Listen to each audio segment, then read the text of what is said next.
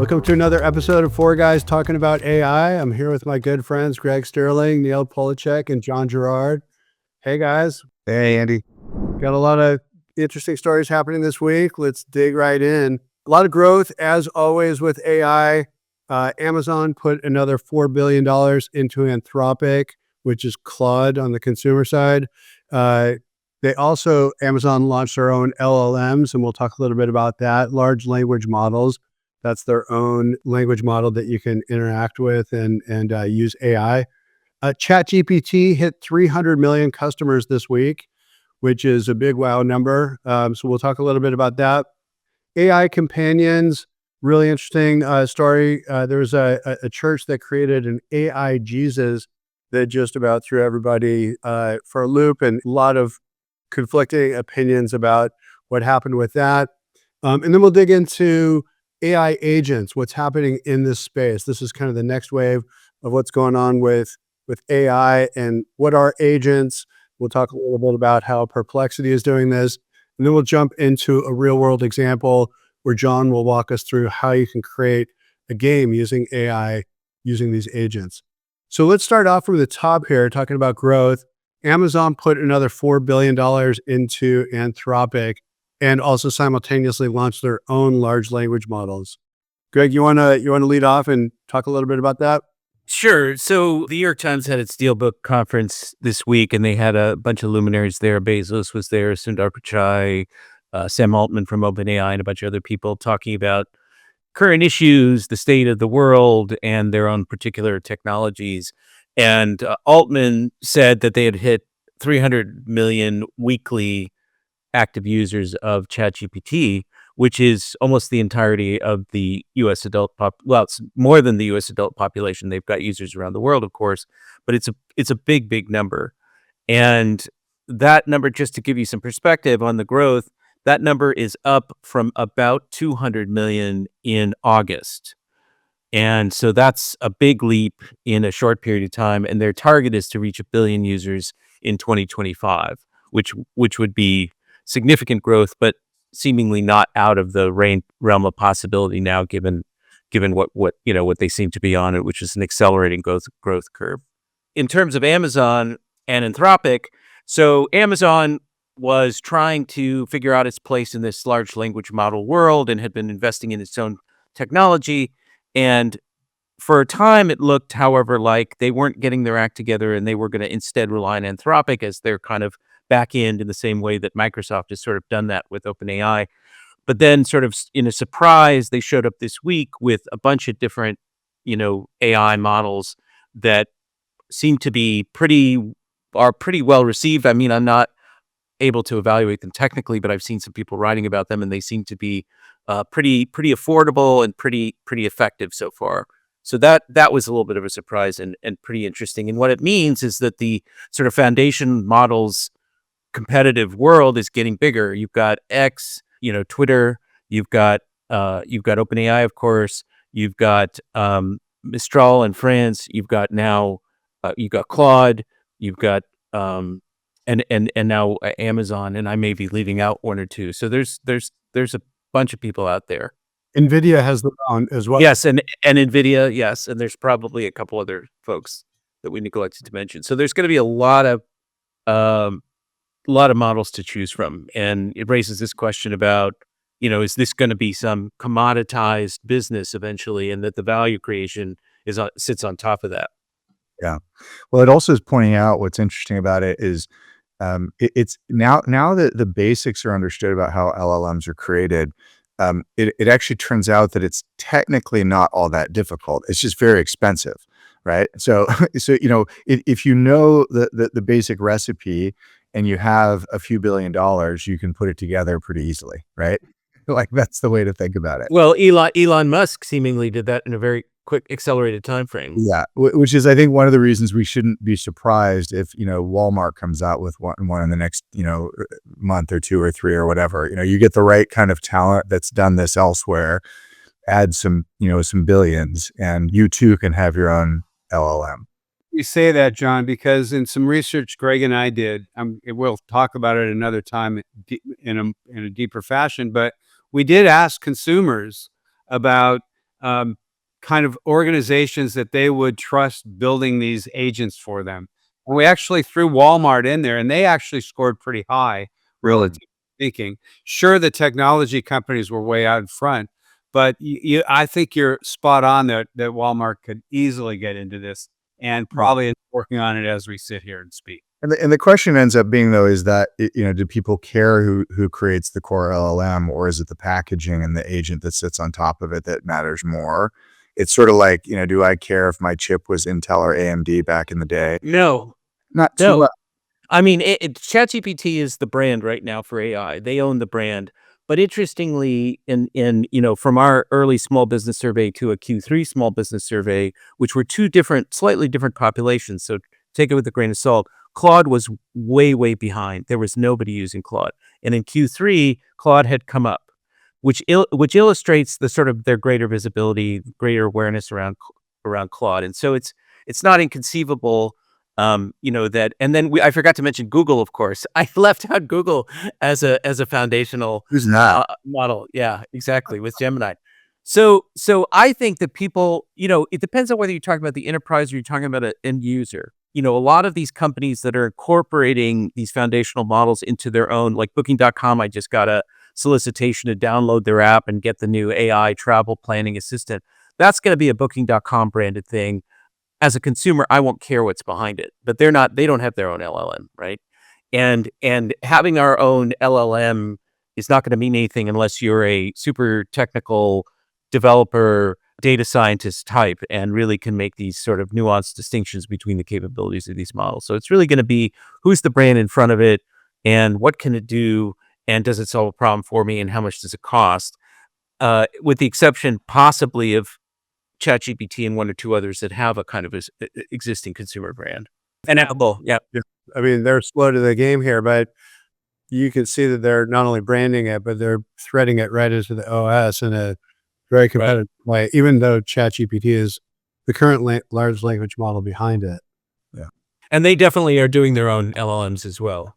And I think what you're saying too about, like, that, you mentioned how you make a selection on these things if you've got a business application you're pursuing, and you mentioned capabilities, and that really is the key. And there is now emerging some distinctions between the models on core capabilities. And actually, I know that's one of the things we were going to talk about, like the new ChatGPT o1 model, for instance, that sort of is promoted as having the big word right now is reasoning capabilities, and essentially what that means is that these models are able to spend a few extra cycles on the front end doing some plotting and planning.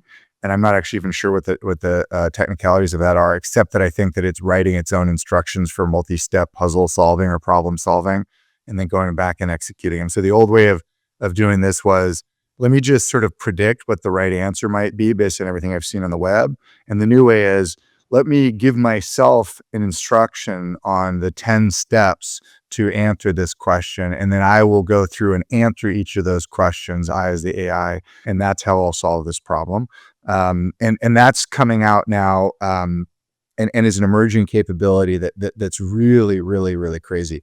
To your point earlier, not everybody needs that. You don't need that level of problem solving and planning capability built into everything. But for something like Booking.com, where you actually do need to plan, city by city and figure out dates on either side, it actually might be exactly the right choice from a model perspective.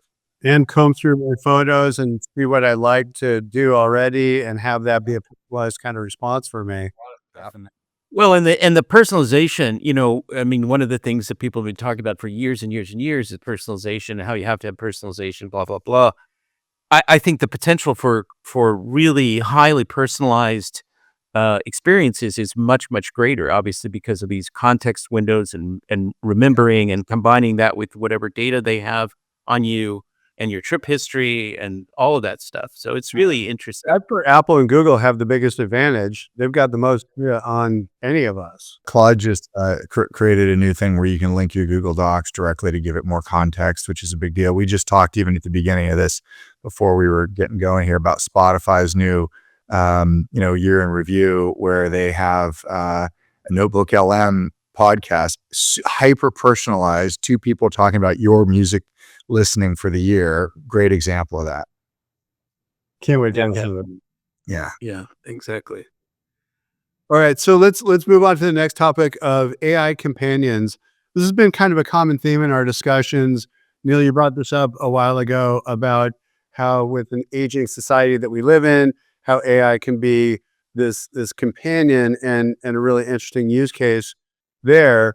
But it's so much more. It's some of this agentic or agent capability as well. This week, the big news was around AI Jesus, and there's a church that created an AI Jesus where you could use it as a confessional, kind of interface. So I'm thinking of the Depeche Mode song, "Your Own Personal Jesus." You remember that song? Yeah. Yeah, Exactly. totally.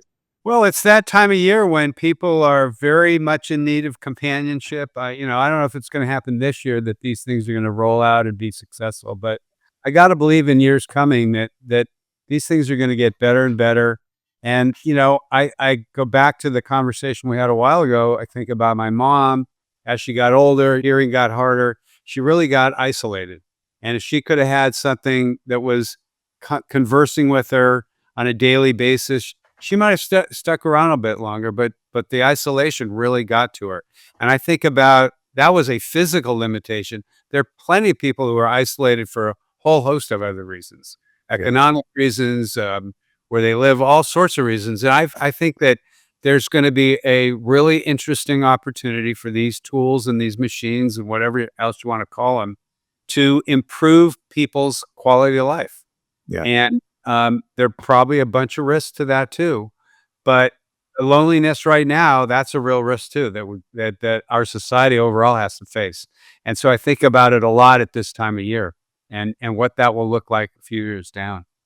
There's been some interesting studies even recently. I don't know that they would pass kind of peer review standards, but where they would take people who were asking these therapy bots questions, and then they would rate them versus actual clinical psychologist answers. And the AI outperformed humans on many of these things. Now, there's a whole bunch of confounding factors there. Who's rating the answers though? A panel of psychologists.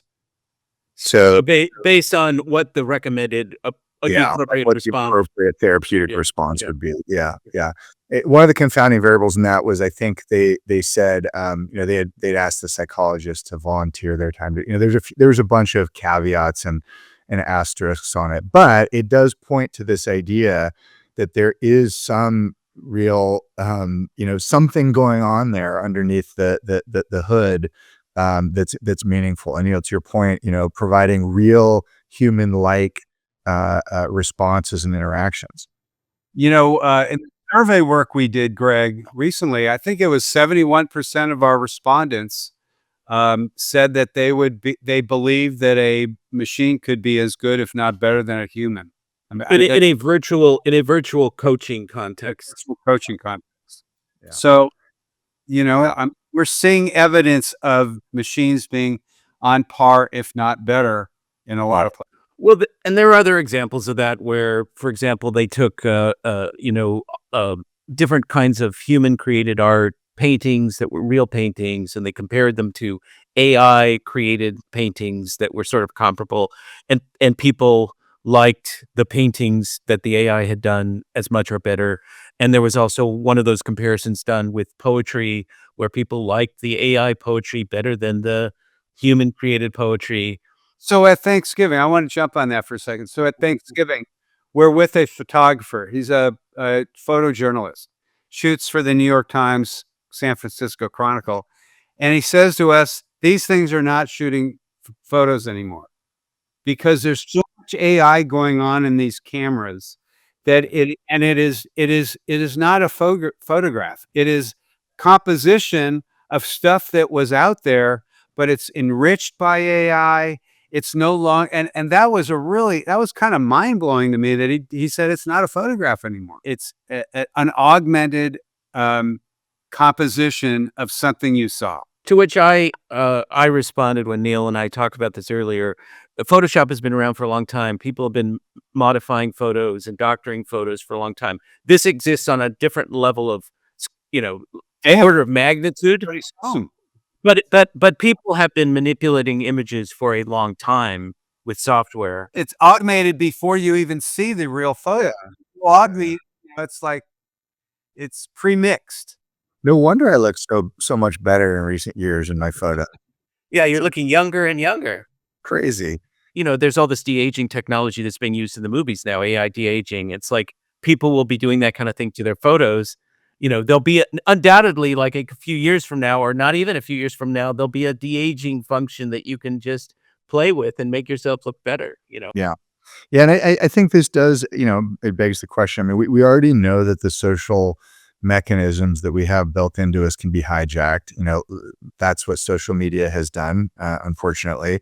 And I guess one of the questions is, can these technologies hijack some of those social buttons or functions inside of us for good, for the forces of good? Can we, can it elicit the same positive outcomes that we get from social interactions with other humans? Now that we know unequivocally how important that is, how important interactions with other humans is to our own well-being and health and longevity. Is this a vitamin or is this OxyContin? Right? I don't know that we know. Well, I think the answer is both, probably. Like all technologies, there's a positive and a destructive application. We've seen that in social media. Social media has enabled all kinds of communication and all kinds of things, which we don't need to go into in detail, but it's also been very bad for political polarization and radicalization of certain people who, do their own research and only get fed through the algorithms increasingly untrustworthy information. So psychotherapy is something that's become very, very expensive in the Bay Area, for example. I don't think you can see a human being for under $200 an hour now, notwithstanding insurance or whatever. So the idea of making uh, mental health care more affordable can be I would be a very good thing, but it has to be done very carefully with a lot of ethical supervision because it can also go awry. And then just to add one more thing to that, I've seen just quite by chance a number of kind of interviews and videos and short videos about the problem of young males getting kind of seduced literally and figuratively into this world of AI girlfriends and shunning real relationships because those are much harder, right? So with the AI avatar, the AI girlfriend, you can essentially control it. There's no judgment. There's no pushback. It's really just somebody there who, and that would be one of the benefits of a therapeutic relationship is that you have somebody you can confide in who isn't judging you.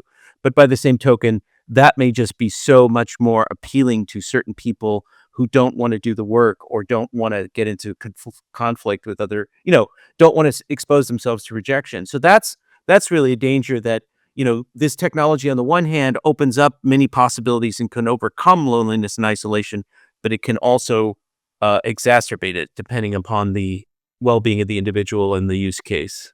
Yeah.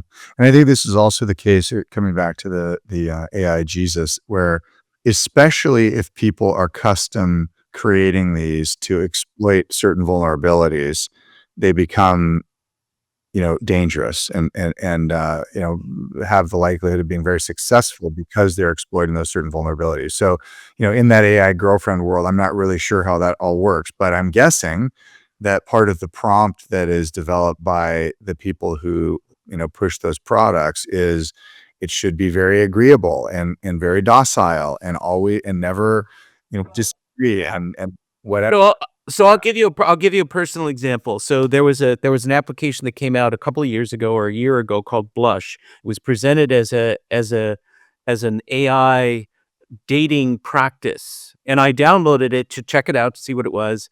And it has a feature where you can create your own AI avatar, and then you can give it attributes, and it's not purely docile. You can do whatever, funny, smart, whatever, there's a whole laundry list of things. And, you can see how when people can, there's a Twilight Zone episode. I'm sure I'm having deja vu. So I'm sure we talked about this, about a guy who, a writer who creates his own sort of idealized female images, like creating characters, and they come to life. And this is exactly what that is, and for some people, well, right, exactly. That's the '80s version, and it gets very, I think it gets very hard for some people because these things become so compelling and so responsive to tell that this is not a real person, that this is not a real relationship. Look what's happening in social media now. I mean, it's a dopamine hit each time you watch a new video, and your thumb scroll, and the dwell time is such a factor in tuning the algorithm. So if you apply those principles to what you're saying, and John, what you're talking about exploiting vulnerabilities, it seems like that's almost built into, to this framework. Yeah, it's going to be really tricky to do this, to steer it completely in the positive direction without having some of the other stuff happen as well. But but to end on a positive note, there is a lot of opportunity to address some of the ills of society with these kind of therapy bots and companions. One last thing on the positive note is it comes to sort of the AI Jesus as an example. That was very controversial for reasons that were probably a bit intentional. But the reality is that if you wanted to, interact with Jesus, you could do a lot worse than have an AI bot that was trained on all of the writings about Jesus, and including and especially the Bible, but also all the interpretations of it and everything the mystics have written, and modern interpretations and that kind of thing.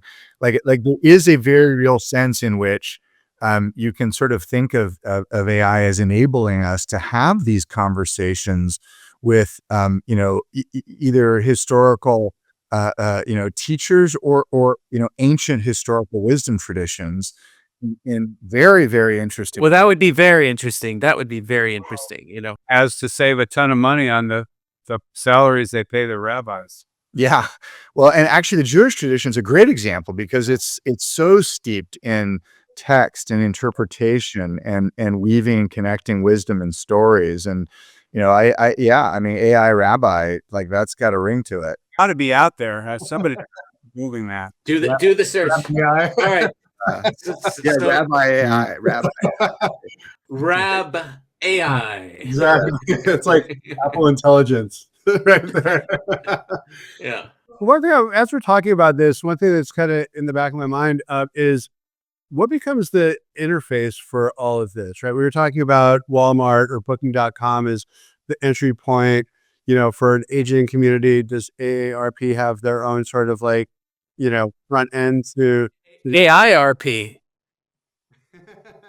Is this become an app store kind of experience? Is that where this ends up going, to reduce the amount of entry points and you have like a store kind of functionality? Or is there, what do you guys think about how this happens? Because right now it's highly fragmented, and access to it is you just kind of have to know about these things, and then you discover it by going to Claude's website or whatever. But what becomes the entry point? Before it was search engines, but where does this go, do you think?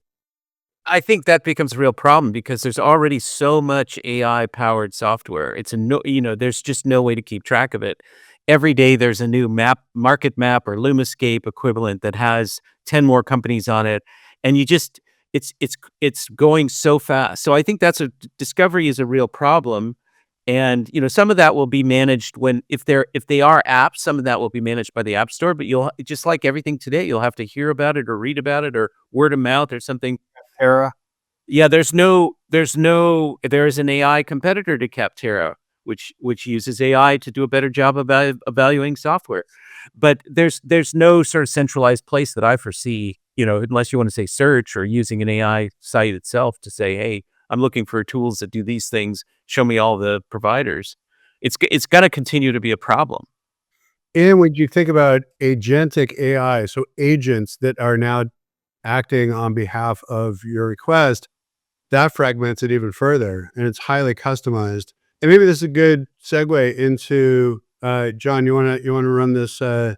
We'll do this real quick because it's kind of fun. I think this will be this is our good little experiential segment here. And Okay. so this is just kind of starting to point out some of the crazy possibilities of agentic AI. And just a reminder, this is you give the AI a task, and it's essentially breaking down the task into a bunch of steps, and then going and doing it on your behalf, checking its own rules about whether it's completed the task to make sure that it's completed it. If it hasn't, it keeps doing it until it completes it, and then it moves on to the next step.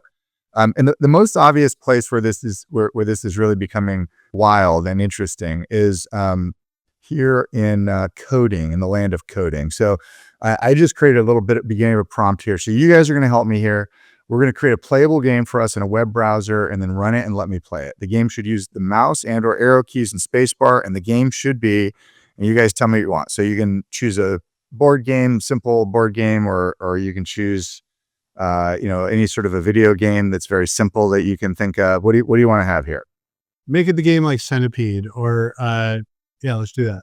Okay, a game like Centipede. And what's the mechanic in that? Is that the one where or Snake, or is it Centipede?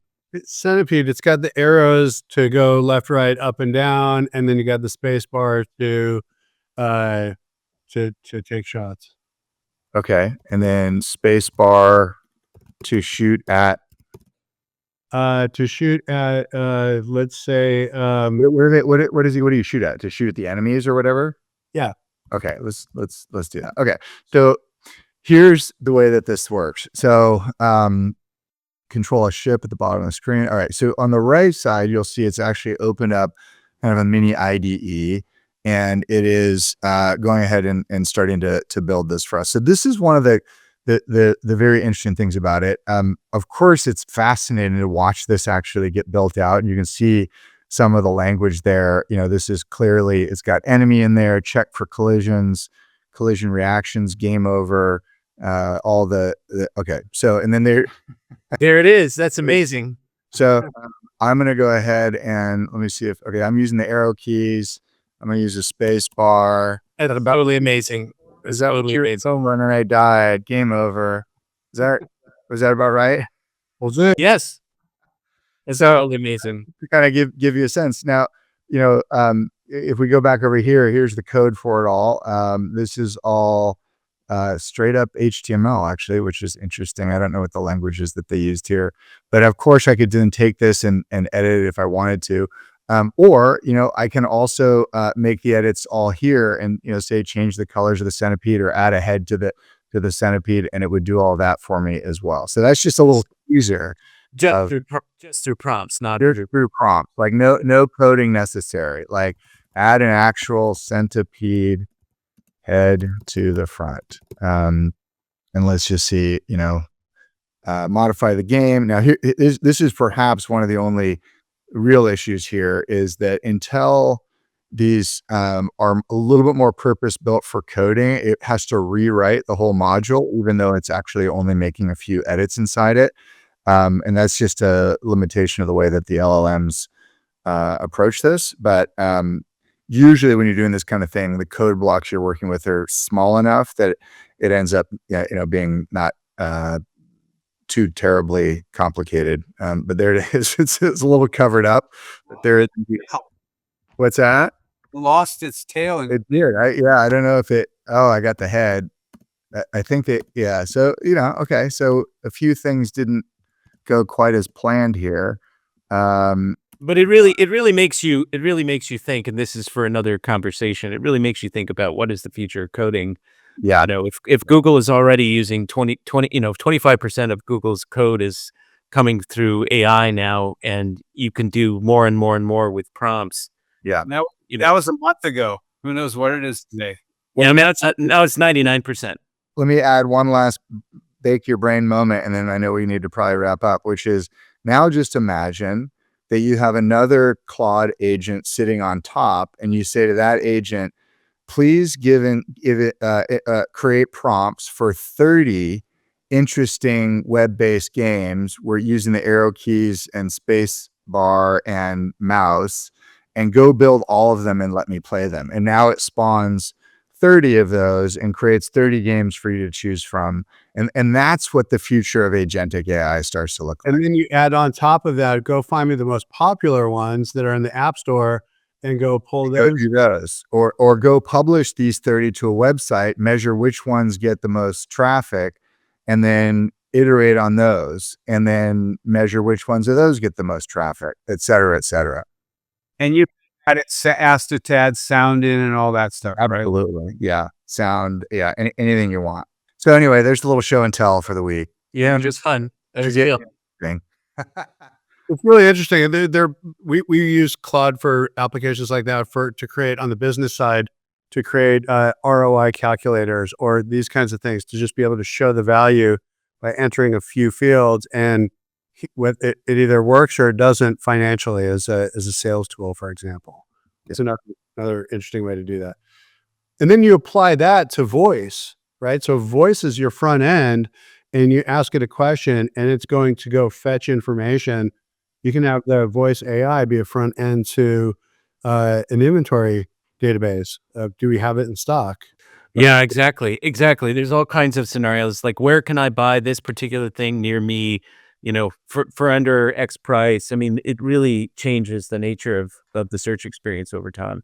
You Yeah. go to Nordstrom's, you say, I want this shoe.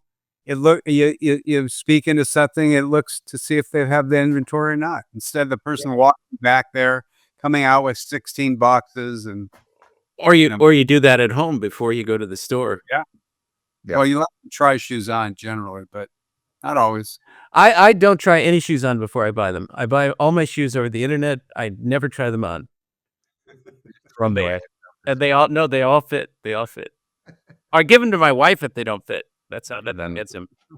I have to keep buying shoes because she keeps taking all my shoes. I love these shoes. Can I have some? That's so funny. It's amazing. It's a true story. Yeah. So, all right. All right, guys. Well, thanks for a great conversation today. We'll pick it up next week. And thank you all for listening. Have a great week. Take care. All right. Bye-bye. Take care.